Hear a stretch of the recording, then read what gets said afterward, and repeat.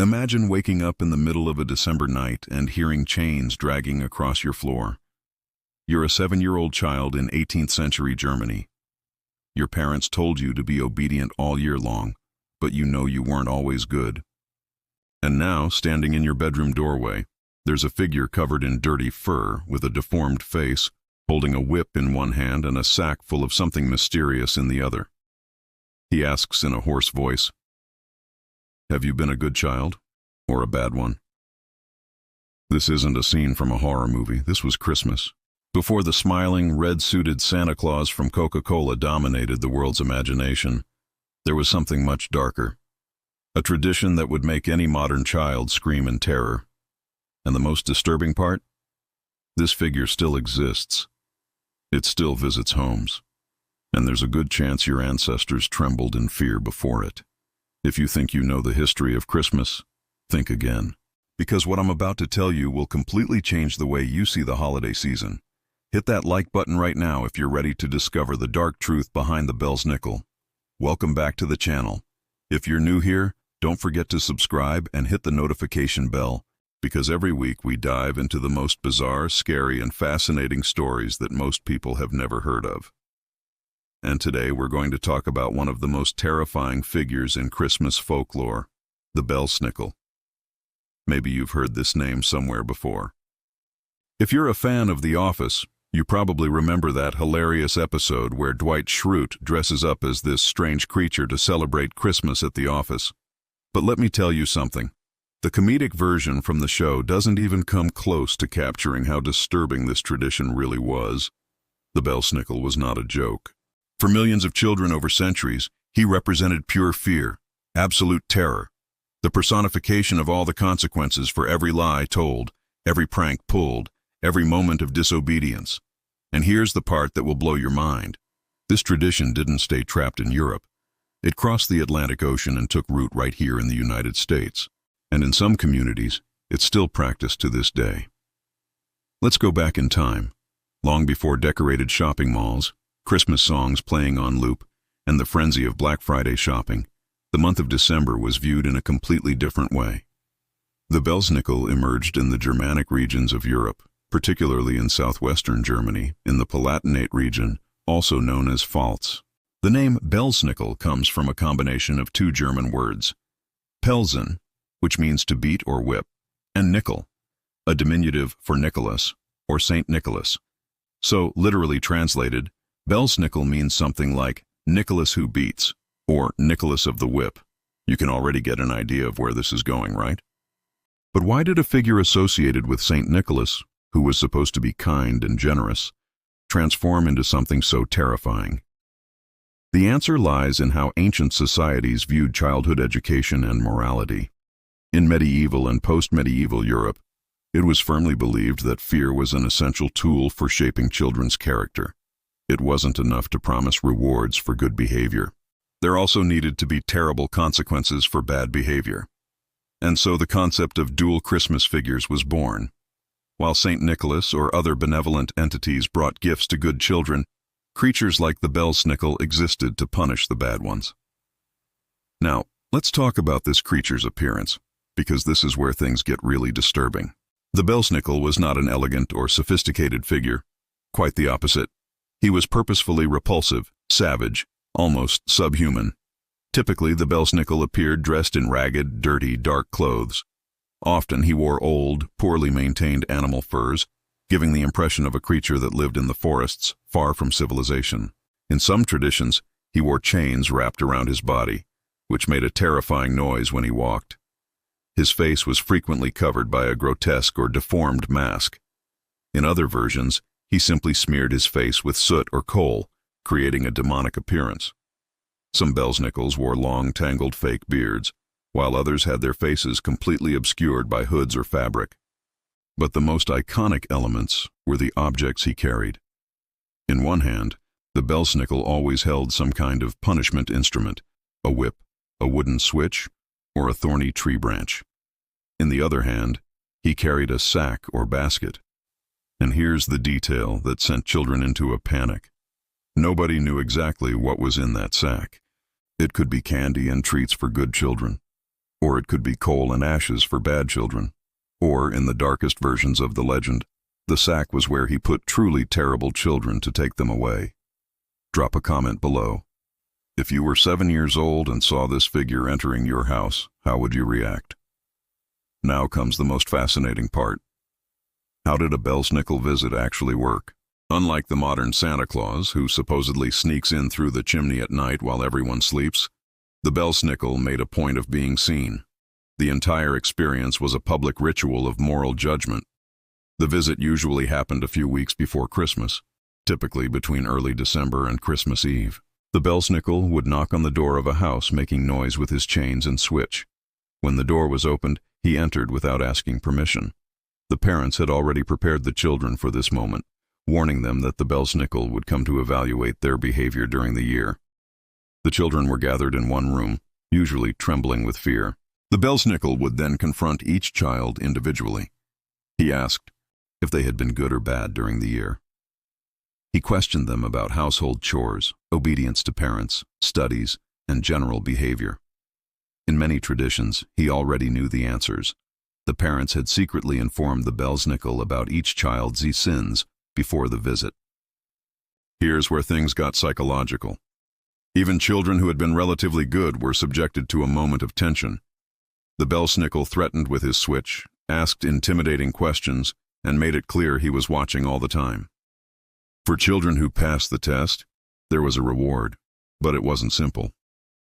The Belsnickel would throw candy, nuts, and small gifts on the floor, and the children had to rush to pick them up.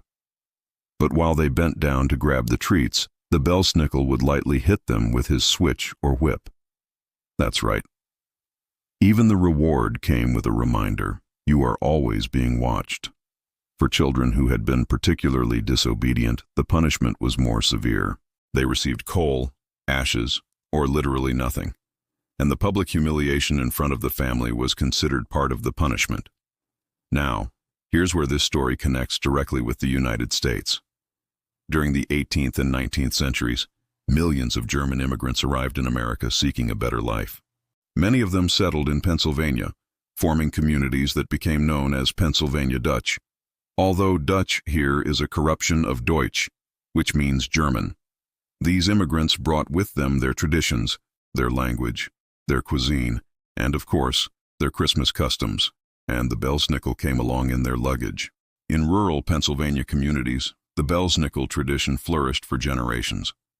Men from the community volunteered to play the character, visiting neighbors and relatives' homes during the Christmas season. It was a way to keep the culture alive and, at the same time, keep children in line. What's interesting is that in America, the Belsnickel underwent some transformations. In some communities, he became a little less terrifying, more mischievous than truly scary. The emphasis shifted more toward community fun and less toward pure terror. But even so, the central elements remained: the wild appearance, the candy thrown on the floor, the switch ready to strike, and the inevitable question about children's behavior. If you're learning something new in this video, consider giving it a like and sharing it with a friend. That really helps the channel grow and brings more content like this to you. Speaking of how this tradition survived, it's impossible not to mention the Belsnickel's appearance in modern popular culture. The most famous example, without a doubt, is the Dwight Christmas episode of The Office, which aired in 2012. In this episode, the character Dwight Schrute, played by Rainn Wilson, tries to bring his family's German Christmas traditions to the office party. Dwight appears dressed as the Belsnickel, with torn clothes, a strange hat, and a switch in his hand. He asks his coworkers if they've been impish or admirable, and judges them accordingly. Although the episode is a comedy and treats the subject lightly, it introduced millions of Americans to a tradition many were completely unaware of. Suddenly, the Belsnickel entered popular consciousness. But here's what many people didn't realize. The Office version is extremely toned down. The real historical Belsnickel was much more intimidating than anything a family TV show could depict. Let's analyze for a moment why this tradition was so effective at terrorizing children. First, there was the element of uncertainty. Children didn't know exactly when the Belsnickel would come. It could be any night in December. This period of anxious anticipation amplified the fear. Second, there was the deliberately monstrous appearance. The Belsnickel didn't look human. He looked like a creature from the forests, something primitive and unpredictable. For a child, this triggered deep, primal fears. Third, there was the knowledge that he knew everything. The Belsnickel wasn't just any authority figure. He supposedly had supernatural knowledge about all your mistakes. You couldn't lie to him. You couldn't hide anything. Fourth, there was the real physical punishment. Unlike empty threats, the Belsnickel actually hit children with his switch. Even if it was lightly, the reality of physical contact made the threat tangible.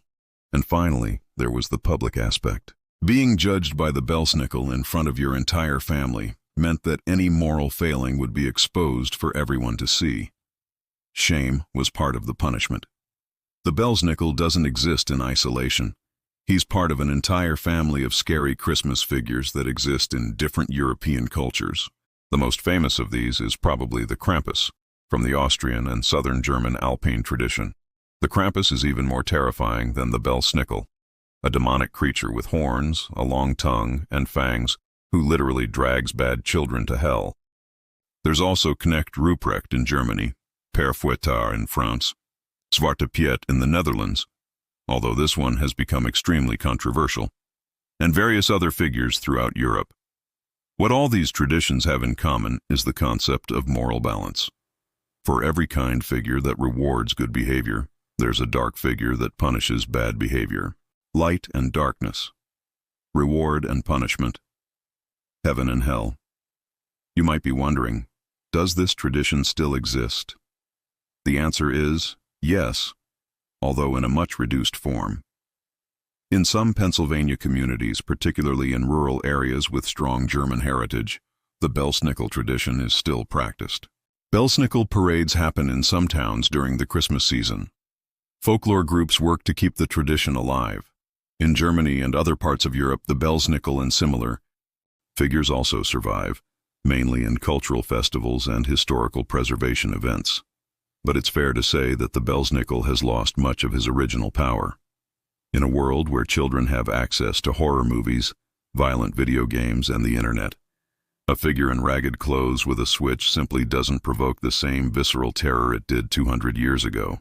Furthermore, attitudes toward physical punishment of children have changed dramatically. What was considered normal education in the past is now viewed as abuse. The idea of hitting children, even symbolically, has become unacceptable to most people.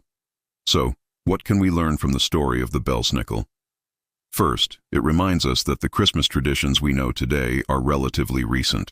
The smiling Santa Claus, dressed in red, who comes down the chimney and leaves presents under the tree, is a 20th century creation, heavily influenced by marketing and mass media. Before that, Christmas was a much more complex mix of celebration and fear, reward and punishment, light and darkness. Second, the story of the Belsnickel shows us how different cultures used fear as an educational tool. We may disagree with this approach today, but it's important to understand that our ancestors genuinely believed they were doing what was best for their children. Third, it connects us to our immigrant history. For the millions of Americans with German heritage, the Belsnickel is a window into the world of their great-grandparents and great-great-grandparents. It's a way to understand where we came from. And finally, the story of the Belsnickel reminds us that folklore is incredibly resilient. Even after centuries, even after crossing oceans, traditions can survive and adapt. Culture is a living organism that changes, but never completely dies. So, what did you think of this story? Did you already know about the Belsnickel, or was this the first time you heard about him? Leave a comment below if you'd like to see more videos about scary folklore figures. We've got the Krampus, the Perchten, the Mari Lwyd from Wales, and dozens of other bizarre creatures waiting to be explored. If this video surprised you, scared you a little, or simply taught you something new, please leave that like. It really helps the algorithm show this content to more people who enjoy these kinds of stories. And if you're not subscribed to the channel yet, now's the time. Click that subscribe button and turn on notifications so you don't miss any new videos. We post content every week about history, folklore, mysteries, and the strangest things you've never heard of. Before you go, tell me, if you had to face the Belsnickel when you were a child, Do you think you'd be judged as good or bad? Be honest. Thank you so much for watching until the end. See you in the next video.